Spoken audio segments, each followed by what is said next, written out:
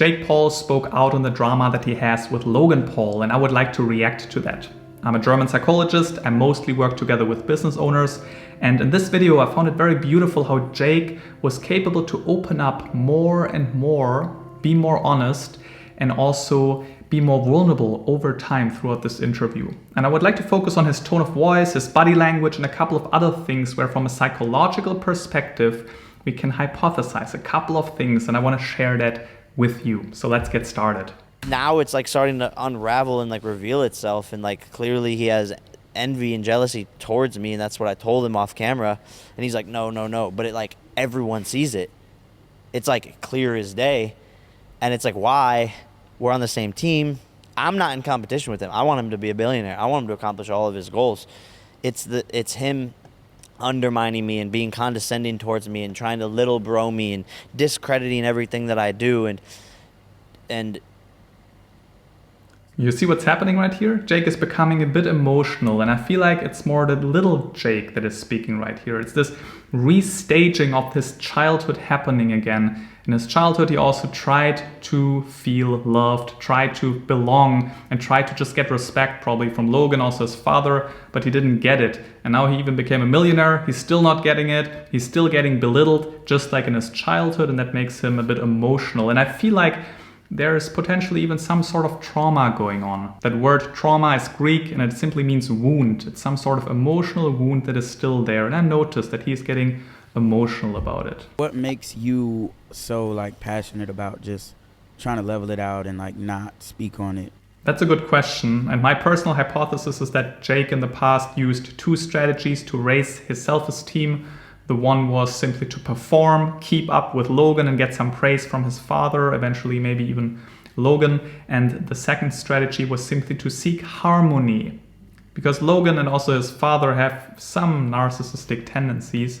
And to seek harmony, to be nice, this was also one of the strategies to simply feel like Jake is belonging to the family. And that's what he's trying to do right now as well. He doesn't want this online beef. He never was this guy who created proactively this online beef with his brother, because he actually just wants to be loved and respected by them, but he never received that respect truly. Because it's his brother. Yeah, it's his brother, that's right, but Logan is using a different strategy. Jake, though, uses this harmony-seeking strategy in a sense. But it's like ongoing. And you see this body language right now. When we are stressed, we have three strategies basically to deal with stress: fight, flight, freeze. Fighting is something that Jake is doing a lot, right? He's trying to perform, trying to be good enough. He's even a millionaire, very successful. Flight seems like never an option for him, but freezing, that's sort of what he's doing right now. He feels overwhelmed. He feels like he doesn't know what to do, and he's just getting into this overwhelmed freeze mode right here. We will see this more often throughout the video. Been years of like you being undermined, and it's evident, like everyone knows that, like in personal relationships, on the internet, you can see it everywhere, and everyone knows it, and like you're the only person who doesn't speak. Like you let him win every time. yeah, because I don't care enough to like try to prove my point. I don't believe that. It's his only brother. His brother seems so important to you. He seems like to seek his respect. When he says he doesn't think it's important enough to prove his point, I more feel like that he actually created some distance within his emotions. He tried to detach from it and tried to act like he doesn't care about it. But deep inside, I actually think that he actually does care about it. He kind of just became emotionally numb about it in a sense. Like the way you combat that is with like more love. Like you're not. And I also don't believe that. I think truly feeling love to this entire situation is more of a wishful thinking. He would like to be there. But I feel like actually he's using this harmony-seeking strategy because he's overwhelmed right now, as you can see, and he just wants to be loved. He just wants respect from his brother and his father, and he doesn't get it. And he's overwhelmed, but he doesn't want to fight. And that maybe now comes across like he's just full of love. I don't think he is. I think there's quite some desperation going on deep within, if you actually take a closer look. Like being abrasive towards it and just like creating more. And this is where this all gets fucked. Is like, dude, can we even post this fucking episode? Because it's like, now I'm perpetuating it. But at some point, when am I just a rag doll who's like bending over and like letting him treat me like shit. So then it's like, And there's honesty coming up, right? Now he's starting to be a bit more honest about the situation and potentially even anger. I'm not sure whether there's still anger involved, but I'm sure sooner or later much more anger will occur emotionally if he's allowing to open up to that reality. it's such a tricky situation. And by the way, a public forum is like not the place to handle it, and then that's where I get caught up in the loop. That's what he loves. Like the media is his moral compass. Like whatever is right to the public eye is what he follows. Yeah. So like he loves this shit. Like that's the only way you can kind of settle it on his grounds, because you never want to settle it on your grounds. It never settles. It's been ongoing. You say, oh, the way you handle this with more love. You've been giving more and more and more love. Every time it happens, you went from 50% to 60% to 70%, 80%. Now you're at his door with the love, and here you are. Yep. No, and then it's just me getting like taken advantage of. But I think this might be like a turning point where if he, I don't know. Here's how a real turning point would look like. You know, Jake is still this little kid holding up a bowl that wants to be filled with love and belonging and attention. And by the way, every child is like that.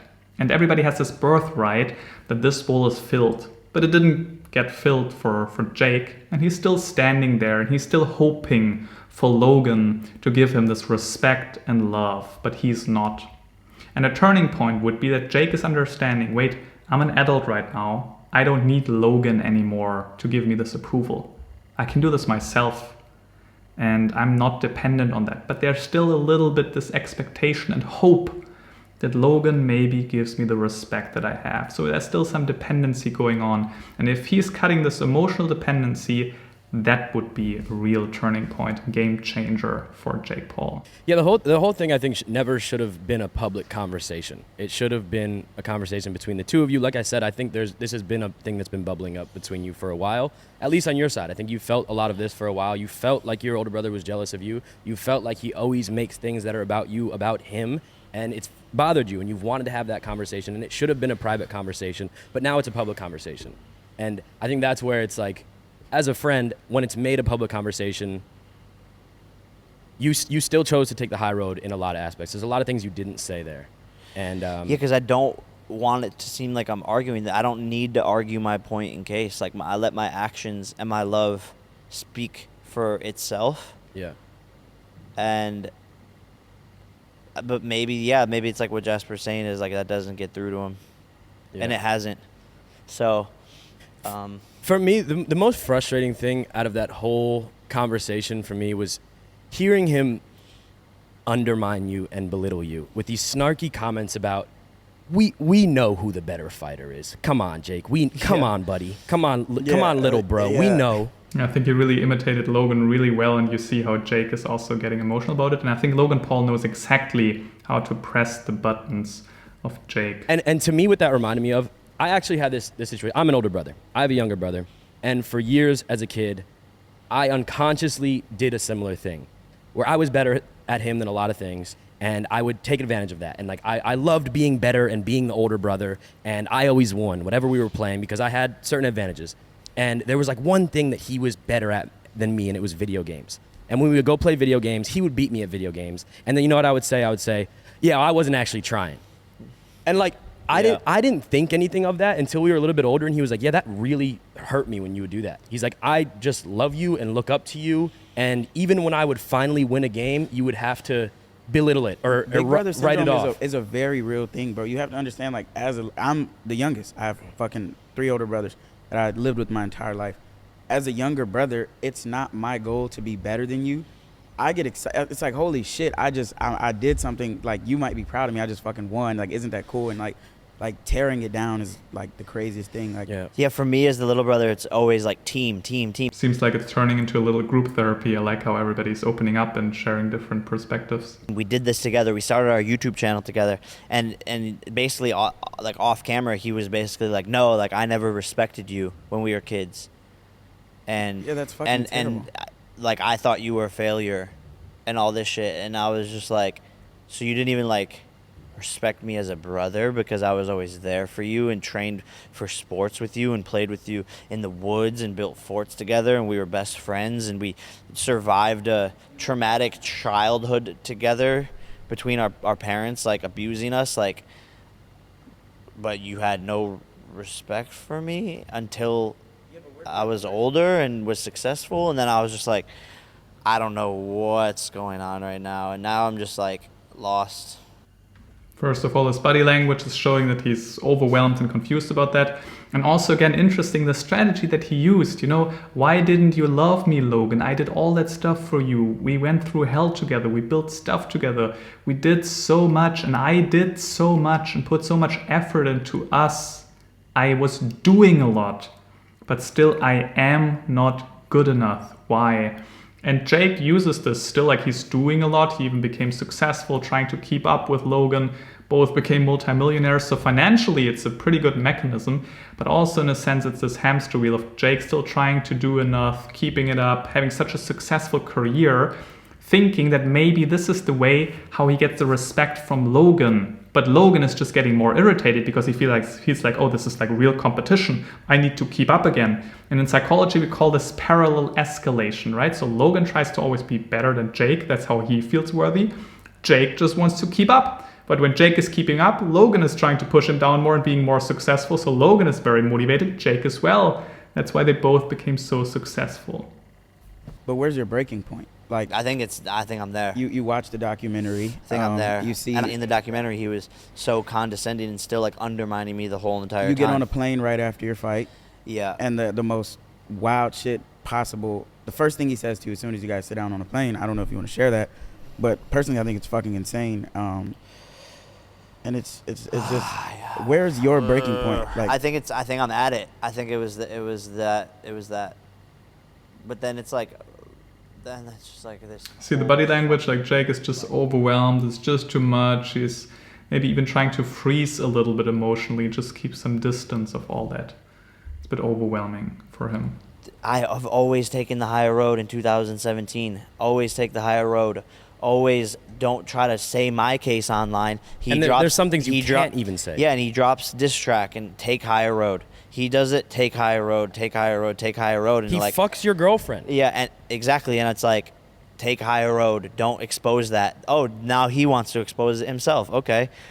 But I just don't even perpetuate it. But it's a fucking pattern. Do you not realize? Yeah, no, but that's what I'm saying. I think I'm at the breaking point. Yeah, it's the pattern, this parallel escalation. Logan is feeling threatened if Jake is becoming too successful. And that's why he's always pushing him down, making him feel like actually Logan is still on top of the game. So Logan is just trying to still feel worthy.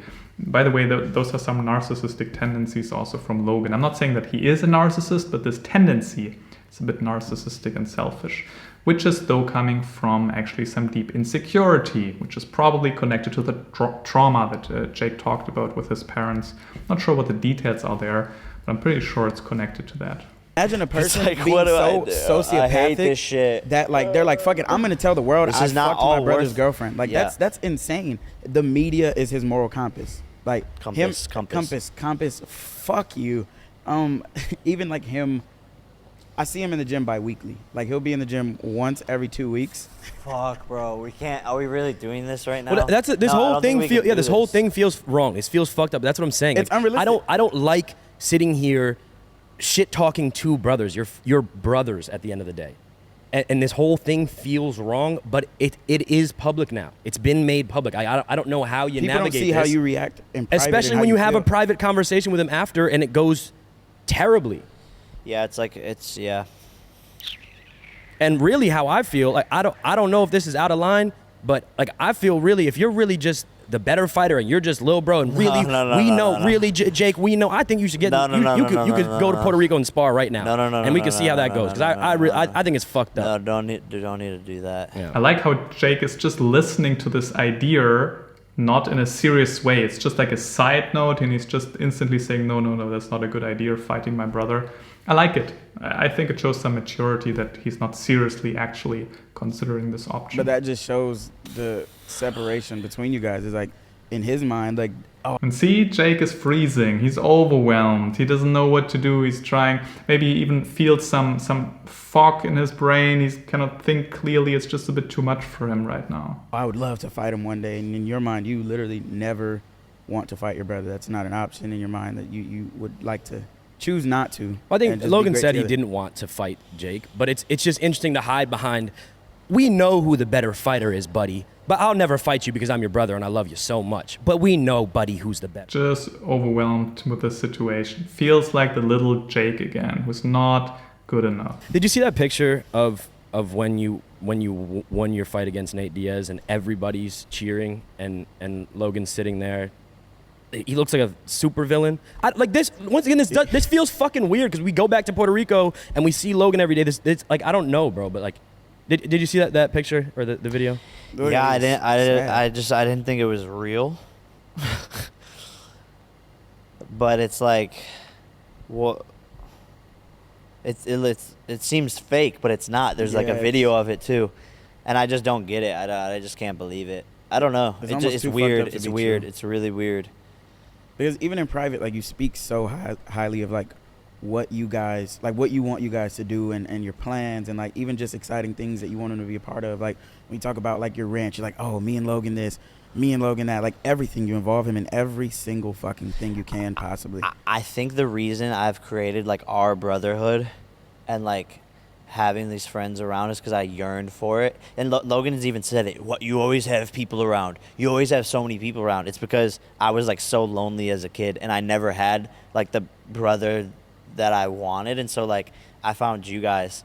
And it's like that's why I like have so many people around. It's because it's like this brotherhood that I so deeply yearned for as a kid and like never had anyone to play with. Wasn't allowed to like hang out with him and his friends, and I would just like ride my bike around the city like asking kids to hang out because I like wanted that like person.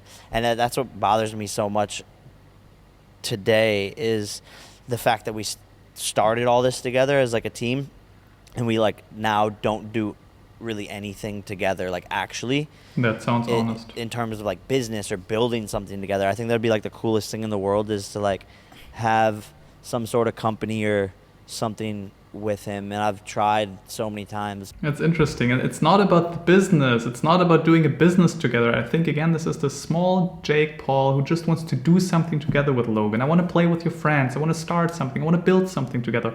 Let's do something together. I want the respect from you, Logan. I want to do something with you together. I want to feel like I belong, and I want to really feel worthy. And that's exactly this thing nowadays. Hey, I want to start a business with you together. How awesome would that be that you would respect me and we together on the same height, looking into each other's eyes and running a business together. That's all what Jake actually wants.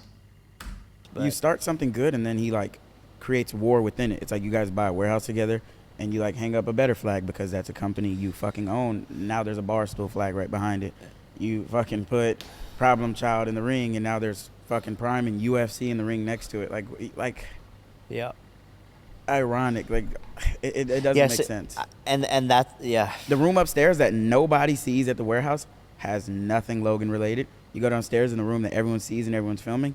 There's a picture on two to three pictures on every wall, every fucking corner of the room that just have you get your newspaper hung up like that you got as a fucking gift, with all the articles on your accolades. He hangs one up literally right next to it, like gets it made in it. Like What's the takeaway This from is all of fuck- this? Like, The takeaway is don't be famous, and fame and money is the root of all evil, actually, is the takeaway. I think that quote is actually from the Bible, and it actually states greed. So greeding money, that's the actual root of all evil, just to keep the records straight.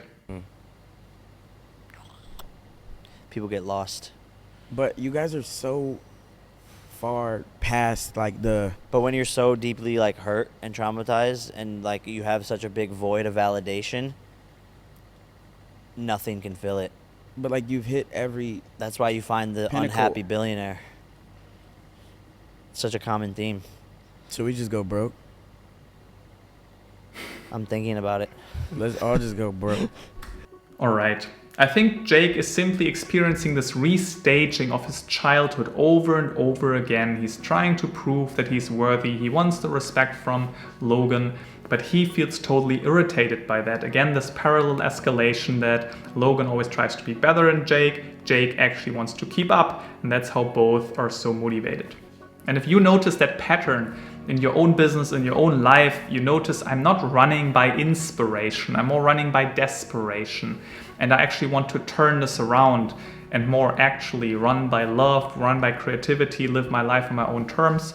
If you want that, book a call. Jake, if you're watching this, book a call. Let's talk about this, because there is a way out. And it's not too difficult if you understand those entire patterns and do some inner work. So book that call, let's have a free session, let's talk about it, and let's build a strategy how you can actually get out of this loop. I'll talk to you soon. Have a good day. Bye.